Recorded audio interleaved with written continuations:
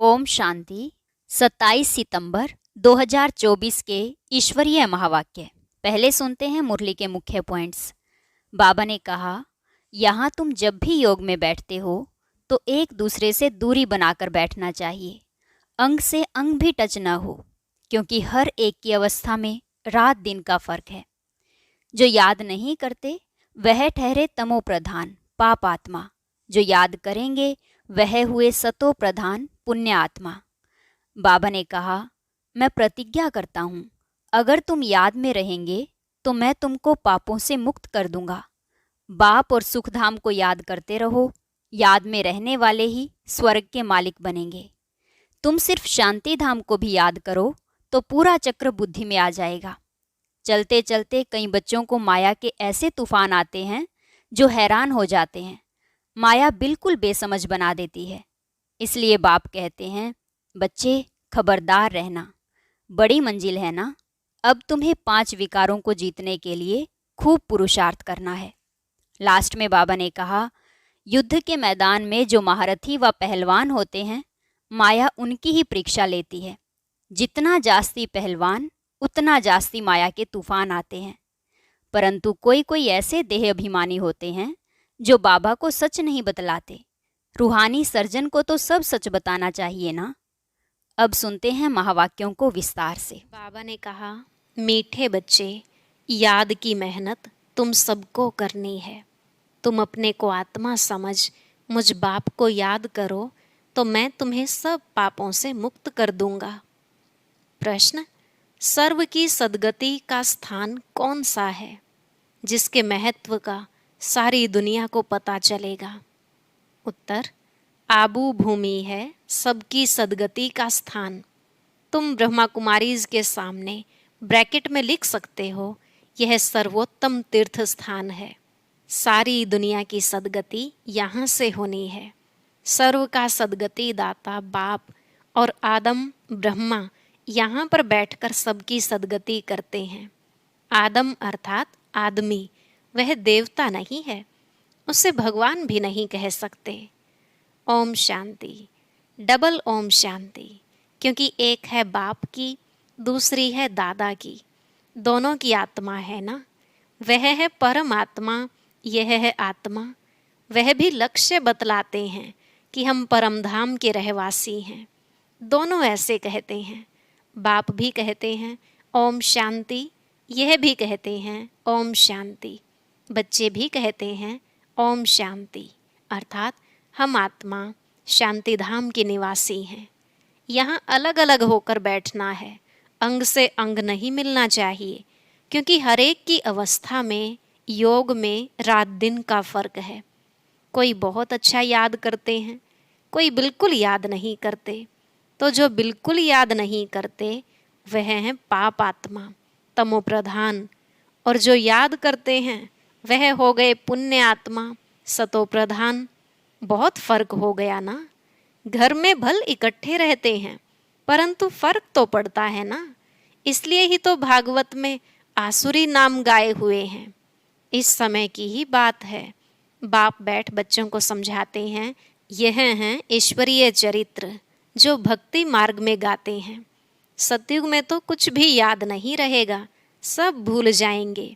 बाप अभी ही शिक्षा देते हैं। सतयुग में तो यह बिल्कुल भूल जाते हैं। फिर द्वापर में शास्त्र आदि बनाते हैं और कोशिश करते हैं राजयोग सिखलाने की, परंतु राजयोग तो सिखा न सके। वह तो बाप जब सम्मुख आते हैं तभी आकर सिखलाते हैं। तुम जानते हो कैसे बाप राजयोग सिखलाते हैं। फिर 5000 वर्ष बाद आकर ऐसे ही कहेंगे, मीठे मीठे रूहानी बच्चों। ऐसे कभी भी कोई मनुष्य मनुष्य को कह न सके, न देवताएं देवताओं को कह सकते हैं। एक रूहानी बाप ही रूहानी बच्चों को कहते हैं। एक बार पार्ट बजाया, फिर 5000 वर्ष के बाद पार्ट बजाएंगे, क्योंकि फिर तुम सीढ़ी उतरते हो ना। तुम्हारी बुद्धि में अब आदि मध्य अंत का राज है। जानते हो वह है शांति धाम अथवा परम धाम। हम आत्माएं भिन्न भिन्न धर्म की सब नंबरवार वहाँ रहती हैं निराकारी दुनिया में। जैसे स्टार्स देखते हो ना, कैसे खड़े हैं, कुछ देखने में नहीं आता। ऊपर में कोई चीज़ नहीं है, ब्रह्म तत्व है। यहाँ तुम धरती पर खड़े हो, यह है कर्म क्षेत्र। यहाँ आकर शरीर लेकर कर्म करते हैं। बाप ने समझाया है, तुम जब मेरे से वर्षा पाते हो तो 21 जन्म तुम्हारे कर्म अकर्म हो जाते हैं, क्योंकि वहाँ रावण राज्य ही नहीं होता है। वह है ईश्वरीय राज्य जो अब ईश्वर स्थापन कर रहे हैं। बच्चों को समझाते रहते हैं, शिव बाबा को याद करो तो स्वर्ग के मालिक बनो। स्वर्ग शिव बाबा ने स्थापन किया ना, तो शिव बाबा को और सुख धाम को याद करो। पहले पहले शांति धाम को याद करो तो चक्र भी याद आएगा। बच्चे भूल जाते हैं, इसलिए घड़ी घड़ी याद कराना पड़ता है। हे मीठे मीठे बच्चों, अपने को आत्मा समझो और बाप को याद करो तो तुम्हारे पाप भस्म हो। प्रतिज्ञा करते हैं, तुम याद करेंगे तो पापों से मुक्त करूँगा। बाप ही पतित पावन सर्वशक्तिमान अथॉरिटी हैं। उनको वर्ल्ड ऑलमाइटी अथॉरिटी कहा जाता है। वह सारे सृष्टि के आदि मध्य अंत को जानते हैं। वेदों शास्त्रों आदि सबको जानते हैं, तब तो कहते हैं इनमें कोई सार नहीं है। गीता में भी कोई सार नहीं है। भल वह सर्वशास्त्र में शिरोमणि है, माई बाप, बाकी सब हैं बच्चे। जैसे पहले पहले प्रजापिता ब्रह्मा है, बाकी सब बच्चे हैं। प्रजापिता ब्रह्मा को आदम कहते हैं। आदम माना आदमी, मनुष्य है ना, तो इनको देवता नहीं कहेंगे। एडम को आदम कहते हैं। भक्त लोग ब्रह्मा एडम को देवता कह देते। बाप बैठ समझाते हैं, एडम अर्थात आदमी न देवता है न भगवान है। लक्ष्मी नारायण है देवता। डीटिज्म है पैराडाइज में। नई दुनिया है ना, वह है वंडर ऑफ द वर्ल्ड। बाकी तो सब हैं माया के वंडर। द्वापर के बाद माया के वंडर्स होते हैं। ईश्वरीय वंडर है हेवन, स्वर्ग, जो बाप ही स्थापन करते हैं। अभी स्थापन हो रहा है। यह जो दिलवाड़ा मंदिर है, इसकी वैल्यूज़ का किसको भी पता नहीं है। मनुष्य यात्रा करने जाते हैं तो सबसे अच्छा तीर्थ स्थान यह है। तुम लिखते हो ना ब्रह्मा कुमारी ईश्वरीय विश्वविद्यालय आबू पर्वत, तो ब्रैकेट में यह भी लिखना चाहिए सर्वोत्तम तीर्थ स्थान, क्योंकि तुम जानते हो सर्व की सद्गति यहाँ से होती है। यह कोई जानते नहीं। जैसे सर्व शास्त्रमयी शिरोमणि गीता है, वैसे सर्व तीर्थों में श्रेष्ठ तीर्थ आबू है। तो मनुष्य पढ़ेंगे, अटेंशन जाएगा। सारे वर्ल्ड के तीर्थों में यह है सबसे बड़ा तीर्थ, जहाँ बाप बैठ सबकी सद्गति करते हैं। तीर्थ तो बहुत हो गए हैं। गांधी की समाधि को भी तीर्थ समझते हैं। सब जाकर वहाँ फूल आदि चढ़ाते हैं। उनको कुछ पता नहीं है। तुम बच्चे जानते हो ना, तो तुमको यहाँ बैठ दिल अंदर बड़ी खुशी होनी चाहिए। हम हेवन की स्थापना कर रहे हैं।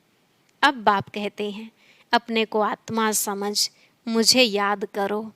पढ़ाई भी बहुत सहज है, कुछ भी खर्चा नहीं लगता है। तुम्हारी मम्मा को 1 पाई खर्चा लगा, बिगर कोड़ी खर्चा पढ़कर कितनी होशियार नंबर 1 बन गई, राजयोगिन बन गई ना। मम्मा जैसी कोई भी नहीं निकली है। देखो, आत्माओं को ही बाप बैठ पढ़ाते हैं। आत्माओं को ही राज्य मिलता है। आत्मा ने ही राज्य गवाया है। इतनी छोटी सी आत्मा कितना काम करती है। बुरे ते बुरा काम है विकार में जाना। आत्मा 84 जन्मों का पार्ट बजाती है। छोटी सी आत्मा में कितनी ताकत है। सारे विश्व पर राज्य करती है। इन देवताओं की आत्मा में कितनी ताकत है। हर एक धर्म में अपनी अपनी ताकत होती है ना। क्रिश्चियन धर्म में कितनी ताकत है। आत्मा में ताकत है जो शरीर द्वारा कर्म करती है। आत्मा ही यहाँ आकर इस कर्म क्षेत्र पर कर्म करती है। वहाँ बुरा कर्तव्य होता नहीं। आत्मा विकारी मार्ग में जाती ही तब है जब रावण राज्य होता है। मनुष्य तो कह देते विकार सदैव हैं ही। तुम समझा सकते हो, वहाँ रावण राज्य ही नहीं तो विकार हो कैसे सकते। वहाँ है ही योग बल। भारत का राजयोग मशहूर है, बहुत सीखना चाहते हैं, परंतु जब तुम सिखलाओ और तो कोई सिखला ना सके। जैसे महर्षि था, कितनी मेहनत करता था योग सिखलाने के लिए, परंतु दुनिया थोड़ी ही जानती कि यह हठ योगी राजयोग कैसे सिखलाएंगे। चिन्मयानंद के पास कितने जाते हैं, एक बार वह कह दें कि सचमुच भारत का प्राचीन राजयोग सिवाय बीके के कोई समझा नहीं सकते हैं तो बस। परंतु ऐसा कायदा नहीं है जो अभी यह आवाज हो सब थोड़े ही समझेंगे। बड़ी मेहनत है, महिमा भी होगी पिछाड़ी में। कहते हैं ना, अहो प्रभु, अहो शिव बाबा आपकी लीला। अभी तुम समझते हो, तुम्हारे सिवाय बाप को सुप्रीम बाप, सुप्रीम टीचर, सुप्रीम सतगुरु और कोई समझते नहीं। यहाँ भी बहुत हैं जिनको चलते चलते माया हैरान कर देती है, तो बिल्कुल बेसमझ बन पड़ते हैं। बड़ी मंजिल है, युद्ध का मैदान है, इसमें माया विघ्न बहुत डालती है। वो लोग विनाश के लिए तैयारी कर रहे हैं, तुम यहाँ 5 विकारों को जीतने के लिए पुरुषार्थ कर रहे हो। तुम विजय के लिए, वह विनाश के लिए पुरुषार्थ कर रहे हैं। दोनों काम इकट्ठा होगा ना। अभी टाइम पड़ा है, हमारा राज्य थोड़े ही स्थापन हुआ है। राजाएं प्रजा अभी सब बनने हैं। तुम आधा कल्प के लिए बाप से वर्षा लेते हो, बाकी मोक्ष तो कोई को मिलता नहीं। वह लोग भल कहते हैं फलाने ने मोक्ष को पाया, मरने के बाद उनको थोड़े ही मालूम है कि कहाँ गया, ऐसे ही गपोड़े मारते रहते हैं। तुम जानते हो जो शरीर छोड़ते हैं वह फिर दूसरा शरीर जरूर लेंगे, मोक्ष पा नहीं सकते। ऐसे नहीं कि बुदबुदा पानी में लीन हो जाता है। बाप कहते हैं यह शास्त्र आदि सब भक्ति मार्ग की सामग्री है। तुम बच्चे सम्मुख सुनते हो, गर्म गर्म हलवा खाते हो। सबसे जास्ती गर्म हलवा कौन खाते हैं? ब्रह्मा। यह तो बिल्कुल उनके बाजू में बैठे हैं, झट सुनते हैं और धारण करते हैं, फिर यही ऊंच पद पाते हैं। सूक्ष्म वतन में, वैकुंठ में इनका ही साक्षात्कार करते हैं। यहाँ भी उनको ही देखते हैं इन आँखों से। बाप पढ़ाते तो सबको हैं, बाकी है याद की मेहनत। याद में रहना जैसे तुमको डिफ़िकल्ट लगता है वैसे इनको भी। इसमें कोई कृपा की बात नहीं। बाप कहते हैं हमने लोन लिया है, उनका हिसाब किताब दे देंगे, बाकी याद का पुरुषार्थ तो इनको भी करना है। समझता भी हूँ, बाजू में बैठा है। बाप को हम याद करते फिर भी भूल जाता हूँ। सबसे जास्ती मेहनत इनको करनी पड़ती है।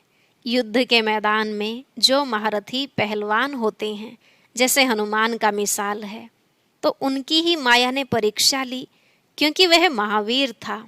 जितना जास्ती पहलवान उतना जास्ती माया परीक्षा लेती है, तूफान जास्ती आते हैं।